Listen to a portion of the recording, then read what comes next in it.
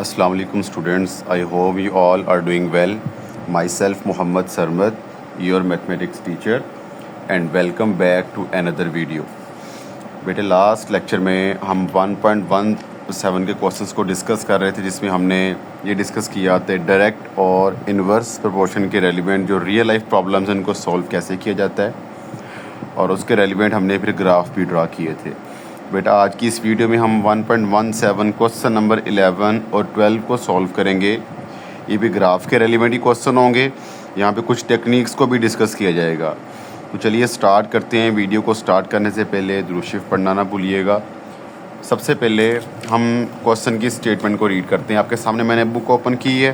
Question number 11 बेटा कहता है if x and y are in direct proportion. बेटा अगर x और y दोनों डायरेक्ट प्रोपोर्शन में हों। अब डायरेक्ट प्रोपोर्शन में क्या पढ़ा था हमने कि अगर एक चीज़ बढ़ती है उसके बढ़ने से दूसरी भी क्या होगी, बढ़ेगी।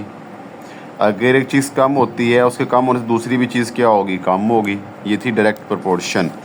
Then complete the table and draw its graph. बेटा एक तो हमने इन दोनों के टेबल्स को कंप्लीट करना है और साथ हमने क्या करना है, इनका ग्राफ भी ड्रा करना है। दो काम है, टेबल कंप्लीशन प्लस ग्राफ। तो सबसे पहले तो टेबल कंप्लीट करते हैं। बेटा मेन काम आपका टेबल कंप्लीट करना है। अगर आपको टेबल कंप्लीट करने की ट्रिक समझ आ गई तो ग्राफ ड्रा करना कोई मुश्किल नहीं रहेगा आपके लिए। तो असल काम जो है वो आपका ये टेबल कंप्लीट करना है। इसके बाद ग्राफ ड्रा करना आपके लिए बहुत ईजी हो जाएगा। तो चलें, मैंने आपके सामने क्वेश्चन नंबर 11 का ए पार्ट ले लिया है। देखें ये टेबल मैंने यहाँ पे ड्रा कर लिया। टेबल सोल्यूशन का पार्ट होगा जहाँ पे कंप्लीट करना है आपने, ठीक है, जैसे सोल्यूशन में लिखा हुआ है इसको। फिर हम ग्राफ ड्रा करेंगे इसका। सबसे पहले बेटा ये समझें कि टेबल को हमने कंप्लीट कैसे करना है, जो ब्लैंक स्पेसिस है वो कैसे फिल करनी है। उसने हमें पहले कहा था कि जो x और y है वो डायरेक्ट प्रोपोर्शन में है। x और y आपस में डायरेक्ट प्रोपोर्शन में है। ये होती है डायरेक्ट वेरिएशन का सिंबल है। अगर एक चीज़ बढ़ती है तो दूसरी भी उसी तरह ही बढ़ेगी। फिर अगर ये x की वैल्यू कम होती है तो ये भी उसी तरह कम होगी इसकी वजह से, ठीक है। अब यहाँ पे कॉन्सेप्ट कैसे यूज़ करना है, यहाँ पे यूज़ कैसे करना है ज़रा देखें। आपने सबसे फर्स्ट वैल्यू को लेना है और मुझे ये बताना है कि 2 के बाद 6 कैसे बना। आप कहेंगे सर मल्टीप्लाई 3 किया था तो 6 बन गया, ठीक है। मैं आपसे पूछूंगा बेटा 2 के बाद 8 कैसे बना। आप कहेंगे सर इसको हमने मल्टीप्लाई किया 4 से तो 8 बन गया, ठीक है। फिर मैं आपसे पूछता हूँ बेटा ये बताएं कि 2 के बाद 10 कैसे बना। आप कहेंगे सर मल्टीप्लाई 5 किया। फर्स्ट नंबर के रिस्पेक्ट सारे नंबर्स चेक करने हैं बेटा आपने, ठीक है। अब 12 को चेक करते हैं। तो बेटा मुझे अब आप लोग बताएं कि 2 को मैं किसके साथ मल्टीप्लाई करूँ, 12 आ गया। आप कहेंगे सर 6 के साथ मल्टीप्लाई करेंगे। 12 कैसे आया, जब बेटा हम 7 के साथ क्या करेंगे, मल्टीप्लाई करेंगे। बेटा बात की समझ आ रही है। मैं आपको अभी क्या बताना चाह रहा हूँ, मैं अभी आपको ट्रिक बताना चाह रहा हूँ कि आप कौन सा ट्रिक या ऐसा कौन सा इसके अंदर सीक्वेंस, ऐसा कौन सा ट्रिक इसके अंदर छुपा हुआ है जिसकी वजह से वो वैल्यूज़ को अरेंज कर रहा है, ठीक है। वो हमने फाइंड कर लिया कि पहले 2 को मल्टीप्लाई किया 3 से 6 आ गया, 2 को 4 से मल्टीप्लाई किया 8 आ गया, 2 को 5 से मल्टीप्लाई किया 10 आ गया, 2 को 6 से मल्टीप्लाई किया 12 आ गया, 2 को 7 से मल्टीप्लाई किया 14। अब देखें इनमें भी सीक्वेंस चल रहा है 2, 6, 8, 10, 2 का डिफरेंस चल रहा है सबके अंदर। हमने एक सीक्वेंस के साथ चलना है। अब देखें चूँकि डायरेक्ट प्रोपोर्शन है, हमने क्या पढ़ा कि जो काम x के साथ होगा वही काम y के साथ होगा। अगर x बढ़ रहा है तो y भी बढ़ेगा, x कम हो रहा है y भी कम होगा। जो काम x के साथ होगा वही काम y के साथ होगा।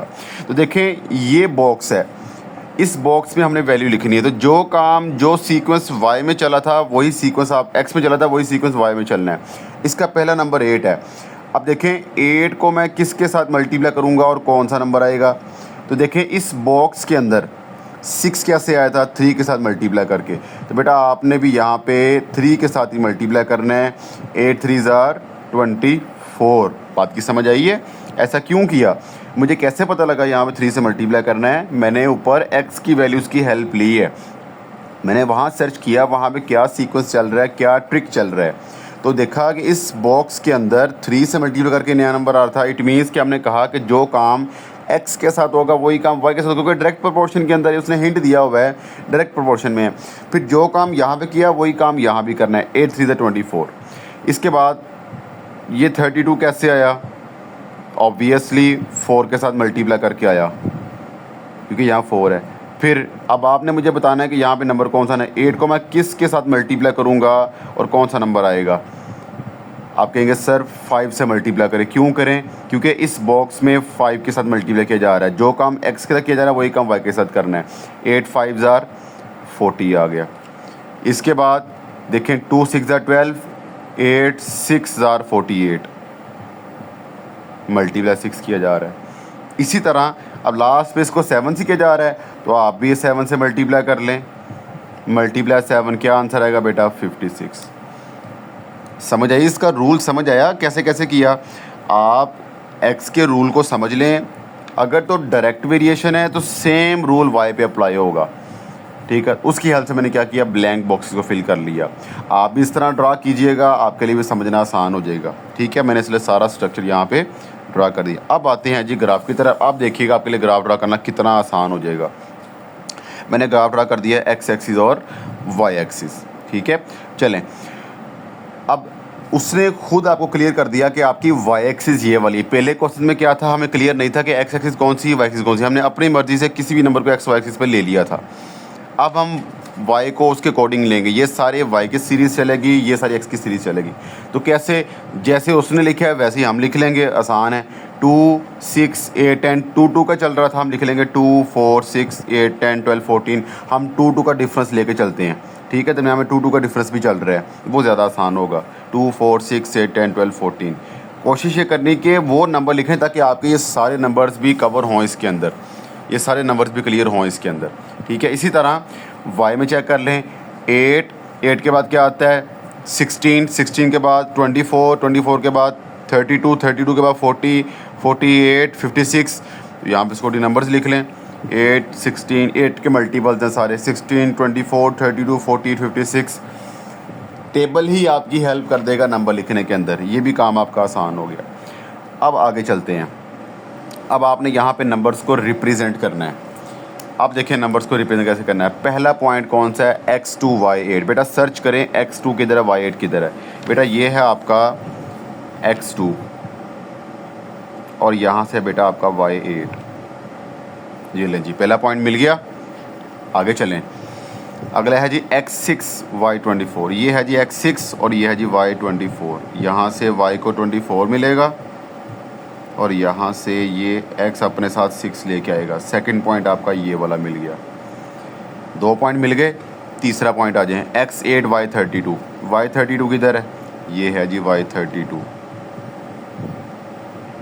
x8 है यहाँ पे, ये लें। बहुत आसान है, टेबल बनाना मेन काम था बस। अब ये खुद ब खुद ड्रा होंगे और टेबल ने ही हमें बता दिया कि आपने नंबर्स कौन कौन से लिखने हैं। हमें डायरेक्ट नंबर्स मिलते जा रहे हैं आपके सामने। इसके बाद x12 है, सॉरी ये रह गया, x10 है, y40 है। अब देखें यहाँ पे 40 आपको सर्च करना पड़ेगा। कैसे सर्च करेंगे 40 यहाँ पे? अब आप मुझे बताएं ज़रा। पहले तो हमें एग्जैक्ट मिल गया x2 y8, x6 y24। इसके बाद x आपके पास 8 था तो यहाँ पे 8 आ गया और y आपके पास 32 था, वो मिल गया। अब नेक्स्ट है जी x आपके पास 10 है और y आपके पास 40 है। x10 तो यहाँ से मिल जाएगा बेटा, y40 यहाँ से कैसे मिलेगा? 32 और 48 के दरमियान में डिस्टेंस चेक करें कितना है। हमने यहाँ पे नंबर तो सेम रखने हैं। 8 1 ज़ार 8, 8 2 ज़ार 16, 8 3 ज़ार 24, 4 ज़ार 32, 8 5 ज़ार 40, 8 7 ज़ार 56। सॉरी ये तो 40 इधर आएगा, ये तो हमारा साथ ही ये भी हो गया, ये 40 इधर आ जाएगा। चलें ये भी हमारा डायरेक्ट ही हो गया। फिर तो 48 था, इधर 40 था, यहाँ 40 आना था। 8 की टेबल अकॉर्डिंग 40 आना था इधर, ठीक है। अब देखें ये तो 40 डायरेक्ट ये भी मिल गया। इसको यहाँ से इस तरह लिख लेते हैं। ये लें जी, यहाँ से ये और यहाँ से ये लें जी 10। ये भी हमारे लिए आसान हो गया। वो लिखने में मिस्टेक हो गई थी, हमें वो भी नंबर आसानी से मिल गया।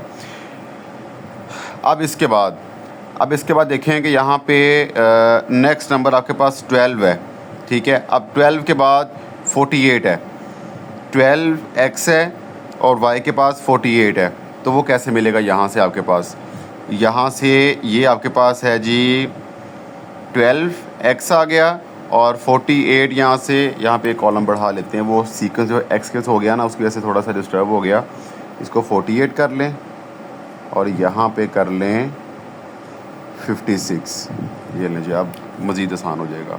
तो चलें, x 12 है जी और y आपके पास है जी 48, ये लें जी, ये 48 आ गया, ये जी x 12 आ गया, यहाँ पे ये नंबर आ गया आपके पास, ये पॉइंट मिल गया। और लास्ट पे x 14 y 56, ये लें जी, ये भी पॉइंट आपको मिल गया यहाँ से।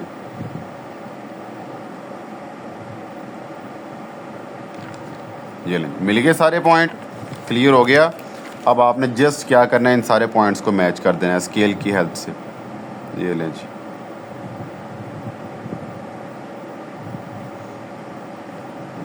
ये आंसर आ गया इसका। बहुत इजी क्वेश्चन है, जस्ट टेबल बनाना मेन काम था। आपको टेबल खुद बताएगा आपने कौन कौन सी वैल्यूज इसके अंदर लिखनी है, इतना काम था बेटा। बात की समझ आ गई, क्वेश्चन क्लियर हो गया। चलें अब चलते हैं नेक्स्ट क्वेश्चन की तरफ। चलें अब नेक्स्ट क्वेश्चन की तरफ मूव करते हैं। ये क्वेश्चन मैंने आपके सामने लिख दिया। अब इस क्वेश्चन में देखें कि हमने इसका जो सेकंड पार्ट है उसको सॉल्व कैसे करना है। पहले इसका क्वेश्चन मैं आपके सामने रख देता हूँ। इसका जो सेकंड पार्ट है ना 11 का, वो आपने प्रैक्टिस में होमवर्क पे सॉल्व करना है। हम 12 को सॉल्व करते हैं। 12 का फर्स्ट पार्ट है एक्स और वाई इन्वर्स प्रोपोर्शन में है और इसका भी टेबल ग्राफ ड्रा करना है। सेम वही है, बस फ़र्क इतना है कि एक्स और वाई इन्वर्स में है। बेटा पहले इसका रूल समझना है। सबसे पहले टेबल ड्रा करना ही मेन काम है, फिर ग्राफ ड्रा करना मुश्किल नहीं होगा। सबसे पहले ये समझ लें ग्राफ किस तरह ड्रा करना है। टेबल देखें, डायरेक्ट में ये था कि एक चीज़ बढ़ रही है दूसरी भी बढ़ रही है। इन्वर्स में क्या होगा कि उसका ऑपोजिट काम किया जाएगा। अगर एक बढ़ती है तो दूसरी कम होगी। जितनी बढ़ी उतना ही कम कर दें उसको, जितना बढ़ाया उतना कम कर दें। इधर +5 के यहाँ -5 कर दें, या मल्टीप्लाई 5 के यहाँ पे डिवाइड 5 कर दें। उसका उलट करना है। एक चीज़ अगर कम हो रही है, जितनी कम हुई उतनी बढ़ाई जाएगी वो दूसरी चीज़। यह है इन्वर्स वेरिएशन। यहाँ पे बेटा अब आपने रूल चेक करना है, रूल क्या अप्लाई किया गया। सबसे पहले हम चेक करते हैं एक्स के पास क्या रूल जाए। ये थोड़ा सा डिफरेंट है क्योंकि यहाँ पे दोनों बॉक्स ब्लैंक हैं। ये हमें चेक करना पड़ेगा यहाँ पे कौन सी वैल्यू सूटेबल होगी। 1 को चेक करना है, यहाँ भी वही काम है। फर्स्ट वैल्यू के रिस्पेक्ट सारी वैल्यूज़ को चेक करेंगे। बेटा 1 को मैं किसके साथ मल्टीप्लाई करूँ कि 2 आ रहा है। आप कहेंगे सर 2 से मल्टीप्लाई करना पड़ेगा। फिर 1 को किसके साथ मल्टीप्लाई करेंगे, 4 आएगा। आप कहेंगे सर मल्टीप्लाई 4। फिर 1 को मैं किसके साथ मल्टीप्लाई करूँ कि 8 आ रहा है, 8 से करना है। अब हमें क्या पता अगला नंबर कौन सा है, कैसे लेके आना है। ना यहाँ पे है ना यहाँ पे। या तो हमें को ये पता हो इसकी वजह से ये फाइंड कर लें, ये पता हो इसकी वजह से ये फाइंड कर लें। दोनों ब्लैक बॉक्सेस ब्लैंक है, तो कैसे पता लगेगा अगला नंबर कौन सा आएगा, हमें किससे मल्टीप्लाई करना है अगला नंबर। ठीक है, ये कैसे पता लगेगा। ठीक है, उसके लिए आपने इन नंबर्स का सीक्वेंस आपस में चेक कर लेना है। देखें 1 को किससे मल्टीप्लाई किया, ये सीक्वेंस चेक करें। 1 को 2 से, 2 2 4, 4 2 8, 8 2 16। यहाँ पे क्या आएगा बेटा 16 आएगा। तो मुझे बताएं फिर मैं 1 को किससे मल्टीप्लाई करूँ, 16 आएगा 16 के साथ मल्टीप्लाई किया जाएगा। हाँ जी बेटा जी समझ आ गई। ये थोड़ा सा डिफरेंट केस था क्योंकि यहाँ पे दोनों बॉक्सेस ब्लैंक थे। यहाँ पता हो ना हमें, ये पता हो तो ये फाइंड कर लें, ये पता हो ये फाइंड कर लें। इसके पास रूल ही नहीं था। इन सब के पास रूल चल रहा है ना अपना अपना, इसके पास रूल ही नहीं था। मैंने रूल खुद फाइंड कर लिया। कैसे, मैंने देखा कि नंबर्स आपस में किस तरह लिखे जा रहे हैं। 1 को 2 से मल्टीप्लाई 2, 2 2 4, 4 2 8, 8 2 16 आता है। तो मुझे 1 को 16 से मल्टीप्लाई करने 16 लाना था। अब देखें मैंने एक्स में क्या रूल फाइंड किया कि मल्टीप्लाई किया जा रहा है। अब चूंकि ये क्वेश्चन है इन्वर्स का, इसका उलट काम वाई के साथ करना है। आपने इन्हीं नंबर्स को यहाँ पे आके डिवीजन में ले आना है। अगर होता है ना डायरेक्ट प्रोपोर्शन, ये भी तो हम जो काम यहाँ पे किया वही काम यहाँ पे करते। लेकिन चूँकि ये आपके पास कौन सा है, इसका उलट है, तो बेटा यहाँ पे आपका रूल कौन सा अप्लाई होगा, सेम यही नंबर्स डिवीजन के साथ आएंगे। जैसे मैंने बताया ना कि अगर यहाँ पे आपने इसको 2 से मल्टीप्लाई किया, इसको 2 से डिवाइड करना पड़ेगा क्योंकि इन्वर्स है ना, इसका उलट काम करना है। देखें पहले 80 था, चेक कर लेते हैं। 80 को मैं किसके साथ डिवाइड करूँ, इस बॉक्स में 2 चल रहा है, इसको 2 से डिवाइड करेंगे। आप चेक भी कर सकते हैं, 2 से डिवाइड करने से 40 आ रहा है। इसके बाद नेक्स्ट इस बॉक्स में 4 से मल्टीप्लाई किया जा रहा था ना, तो यहाँ पे 4 से डिवाइड किया जाएगा। आप चेक कर सकते हैं, आंसर वही आएगा। 80 को 4 से डिवाइड करें 20 आएगा। इसके बाद इस बॉक्स में 8 से मल्टीप्लाई किया जा रहा था, अब यहाँ पे 8 से डिवाइड कर लेंगे, चेक कर सकते हैं। 80 को 8 से डिवाइड करें 10 आ जाएगा। और लास्ट वाले में 16 से मल्टीप्लाई 16 से डिवाइड करना है, तो चेक कर लेते हैं। 80 को 16 से डिवाइड कर लेते हैं। 16 को अगर हम 5 से मल्टीप्लाई करते हैं, हाँ 5 से आ जाएगा 80, तो यहाँ पे 5 आ गया। ये लें जी, रूल समझ आई है। डायरेक्ट में बस ये याद रखें, डायरेक्ट में जो काम x के साथ किया वही काम y के साथ करना है, दोनों में सेम काम करना है। इन्वर्स में जो काम x के साथ किया उसका उलट y के साथ करना है, ठीक है। अब आ जाए जी टेबल की तरफ, ग्राफ की तरफ। टेबल बन गया, टेबल के थ्रू ग्राफ बना लेना है। x के पास वैल्यूज़ कौन सी हैं? 1 2 4 8 16। 2 का डिफरेंस कर लेते हैं। 2 4 6 8 10 12 14 16 18। और इसमें 80 40 20 10, चलें 10 का डिफरेंस कर लेते हैं। 10 20 30 40 50 60 70 80 90, डिफरेंस सेम रखना जितना ले लिया हमने। अब पहला पॉइंट कौन सा है? x1 y 80 है। बेटा x1 किधर है? ये है यहाँ पे x1, ये 1 है। और y कितना है? बेटा यहाँ से 80, तो यहाँ से आप स्केल रखेंगे तो आपका बिल्कुल एग्जैक्ट हो जाएगा।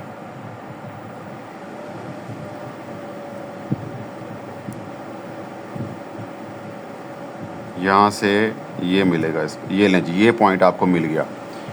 ये जी पहला पॉइंट मिल गया आपको। दूसरा पॉइंट कौन सा है? x2 y40। बेटा ये है x2 और y40 ये है। ये लें जी, यहाँ से ये x2 और ये y40, ये लें जी, ये मिल गया दूसरा पॉइंट आपको। बेटा बात की समझ आ रही है? अब आगे चलते हैं। x4 है और y40 है। अब x4 ये है, y40 ये है। ये x4 और यहाँ से ये y40, सॉरी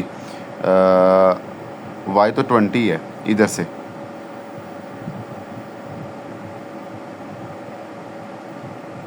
ये पॉइंट नहीं है। x4 और y20, x8 y10, x8 ये है, y10 ये है, ये इधर से चलेगा।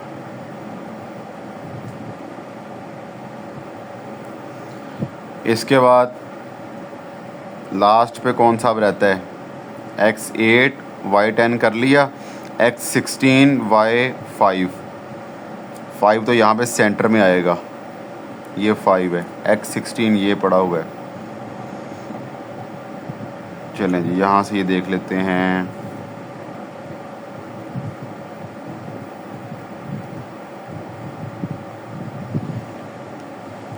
ये लें जी, ये जी बन गया ग्राफ। ये दफ़ा चेक कर लेते हैं, सारे पॉइंट्स कवर कर लिए।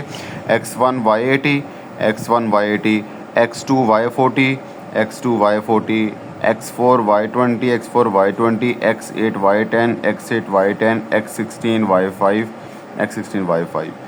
चलें जी, अब हमने क्या करना है? इनको मैच करना है स्केल की हेल्प से। इसको इसके साथ, इसको इसके साथ, इसको इसके साथ और इसको इसके साथ। ये जिसका ग्राफ बन गया, क्लियर हो गया।